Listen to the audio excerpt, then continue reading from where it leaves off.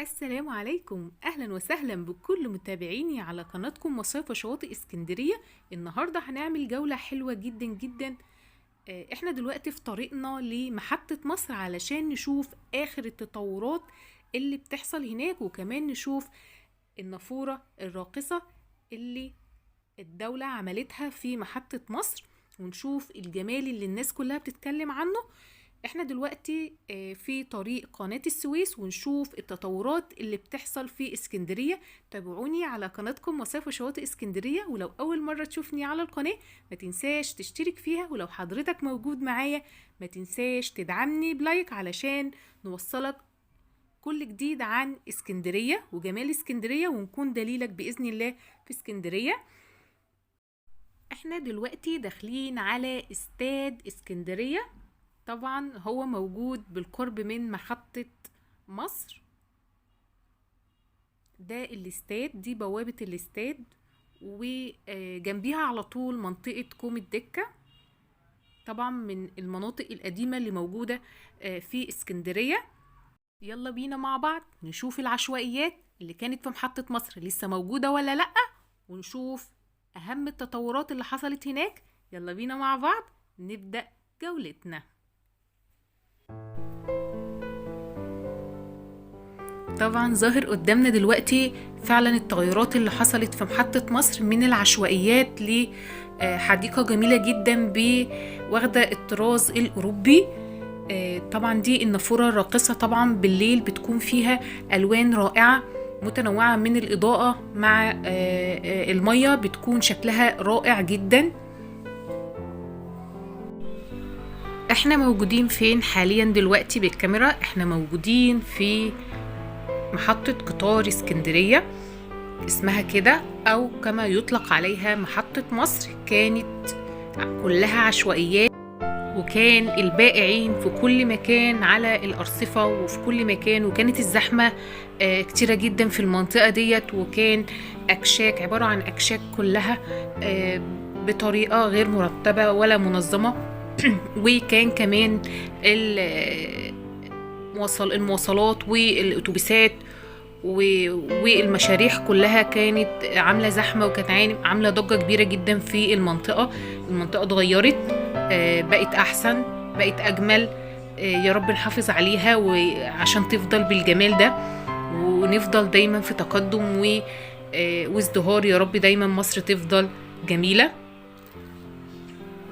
طبعا المنطقة ديت منطقة غنية جدا بالأماكن الحلوة، زي المتحف الروماني وكوم الدكة. كوم الدكة تعتبر من أقدم الأماكن الموجودة في اسكندرية، والمتحف الروماني بإذن الله عاملين فيديو عليه الفترة القادمة جميل جدا، هيعجبكم بإذن الله. هسيبكم لحظات مع الجمال محطة مصر حاليا، وآخر التطورات اللي بتحصل فيها قبل الافتتاح.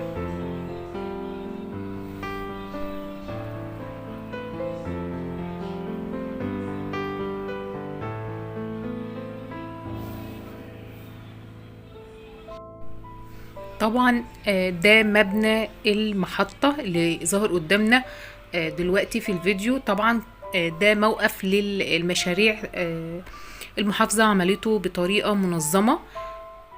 ده الموقف، وعاملين هي عبارة عن باكيات كده للمشاريع، وبيكون فيها كارتة وفيها تنظيم. طبعا حاجة جميلة جدا وحاجة كويسة، غير العشوائيات اللي كنا بنشوفها زمان. حتى البائع الجائلين اتعمل لهم مول وسوق ليهم خاص بيهم، عبارة عن محلات جميلة جدا هنشوفها مع بعض دلوقتي في الفيديو.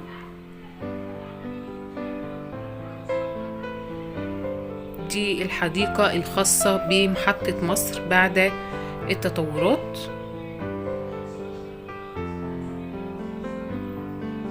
طبعا في ميدان المطافي، وفي المتحف الروماني، وفي ده المول اللي قلت لحضراتكم عليه، مول السوق.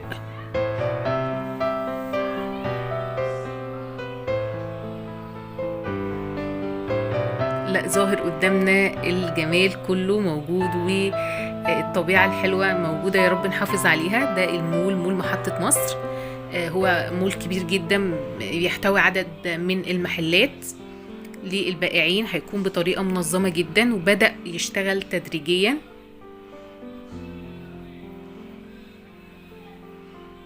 السور ده كله عبارة عن سوق كله.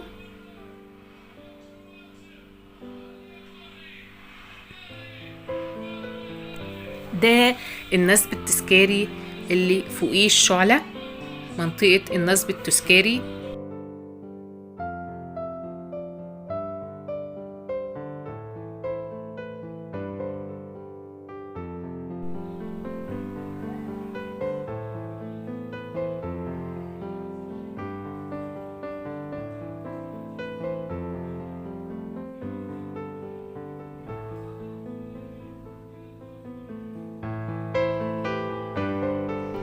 شكله جميل جدا ما شاء الله.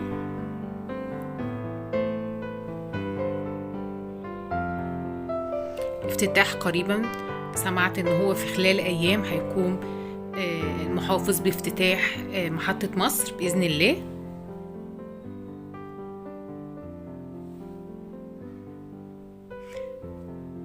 اتمنى لو اول مرة تشوف قناتي ما تنساش تشترك في القناة، ولو حضرتك موجود معايا ما تنساش تدعمني بلايك.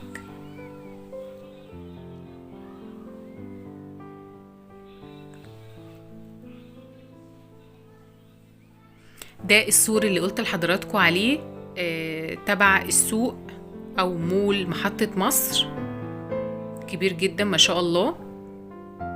الغرض منه ان هو القضاء على عشوائيات الباعة الجائلين اللي كان موجودين مفترشين على الارض بطريقة عشوائية.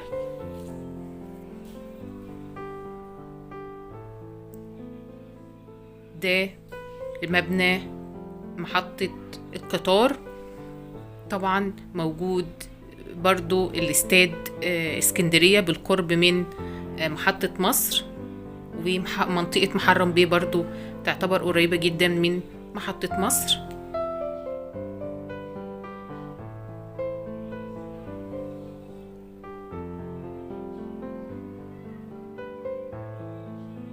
طبعا دي حدائق محطة مصر كل أول مرة نشوفها في ثوبها الجديد.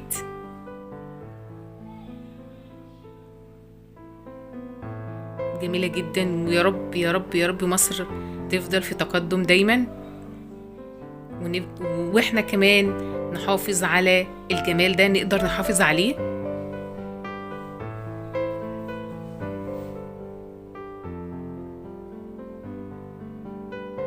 ما تنسوش اللايك يا جماعة عشان بيفرق معايا جدا في الفيديوهات، بيرفع الفيديو.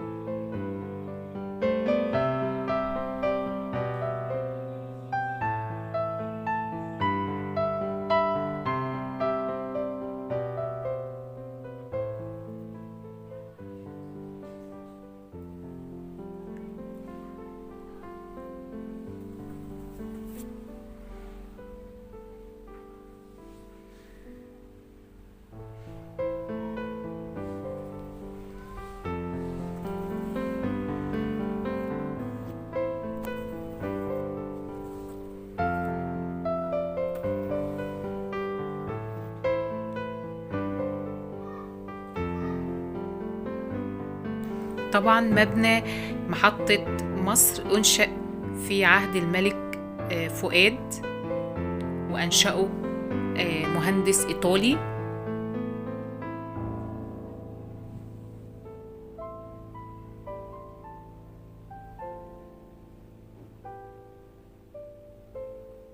بس حاجة جميلة جدا إن هما عملوا الحديقة وفيها موجود أمن.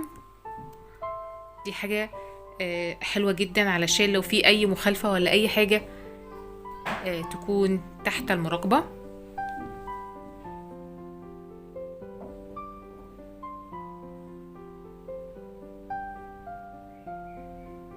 سيبكوا لحظات مع جمال محطة مصر.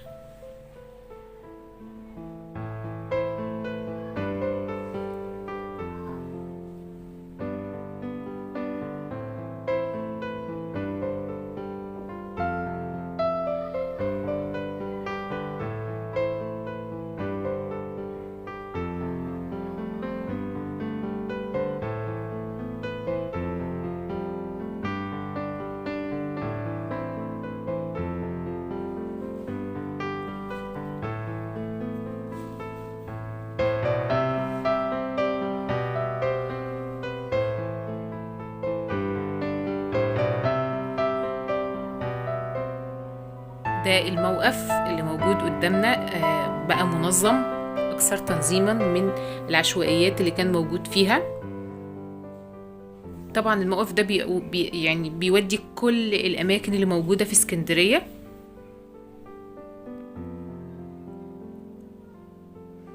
طبعا المنطقة دي بالليل بتكون حاجة تانية خالص، يعني الأنوار والإضاءة بتكون جميلة جدا. دي كلها قعدات في الحديقة.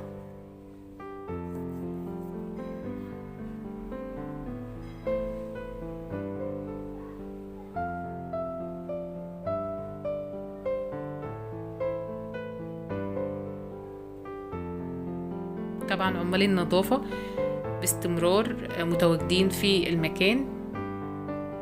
صراحة تحية ليهم على نظافة المكان، بنشكرهم جدا على مجهودهم الواضح في محطة مصر.